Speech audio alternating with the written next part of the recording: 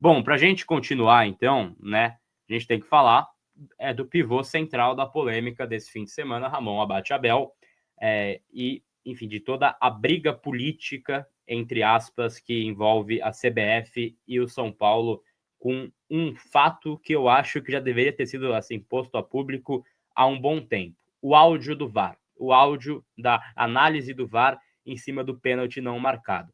O São Paulo esteve ontem na CBF, na figura do Rui Costa, ouviu o áudio do VAR e solicitou, fez uma pressão para que a CBF divulgasse o áudio da cabine do VAR, para que o torcedor também possa entender o que eles entenderam na reunião, né? Então, eles fizeram essa pressão. A CBF falou que não pode liberar esse áudio porque o VAR não chamou o árbitro de campo para revisão. E aí o São Paulo enviou um novo ofício para a CBF essa manhã, endossando que quer a divulgação do áudio do VAR, e aí a CBF retorna afirmando que está buscando uma autorização na FIFA para liberar esse áudio, porque de acordo então com a CBF, você precisa ter uma autorização da entidade máxima do futebol em relação a esse áudio, né? O que é um pouco conflituoso com o fato do áudio do Flamengo, por exemplo, que também não foi para revisão, né? O jogo do Flamengo e do Bahia não foi para revisão também, e foi divulgado o áudio do VAR. Gera muitas dúvidas na cabeça enfim, do torcedor, né, de forma geral, Raí, esse mistério, né, para que o áudio ele seja divulgado. E assim, eu vejo alguns comentários, pô, mas não vai mudar o mundo o áudio ser divulgado. De fato, pode ser que não mude o mundo, né, divulgar o áudio. Mas seria importante para ter uma questão de transparência com o que aconteceu. Eu assim, tenho essa curiosidade até hoje, acho que o nosso Aí Monteiro também tem essa curiosidade de entender o que foi a conversa entre a cabine do VAR e o campo. Porque o lance, que é esse lance aqui que tá na tela, cara, não tem dúvida, né? Ah, foi sem querer, ele escorregou. Cara, sem querer também mata, né? Então, é o tipo de coisa que eu acho realmente bizarro, né? Bizarro esse lance. Eu vejo, revejo e fico assim, cara, cada vez mais incrédulo com esse lance. É surreal.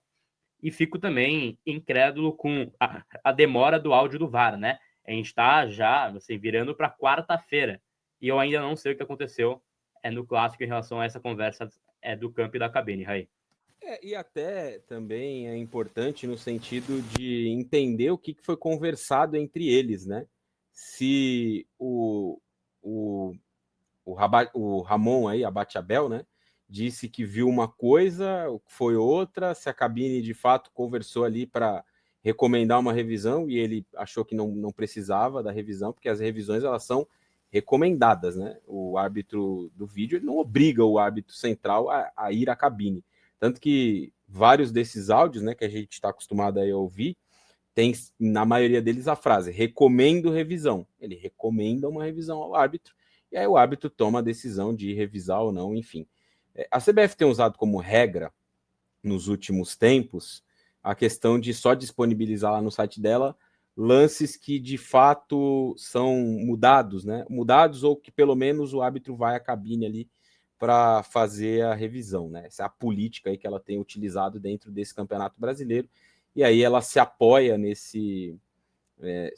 nessa forma de trabalhar ao longo da competição para não ter divulgado lá no site o áudio da cabine, né? Mas eu acho que não teria problema nenhum em divulgar, em publicar, enviar para o São Paulo, disponibilizar para o São Paulo. São Paulo ouviu, na verdade, né? O áudio. Eu acho que não teria problema nenhum em disponibilizar, porque aí a gente está falando da transparência da competição, né? Eu acho que é um lance muito grave em que é preciso entender o que aconteceu, cara. Tipo, o que esses caras conversaram?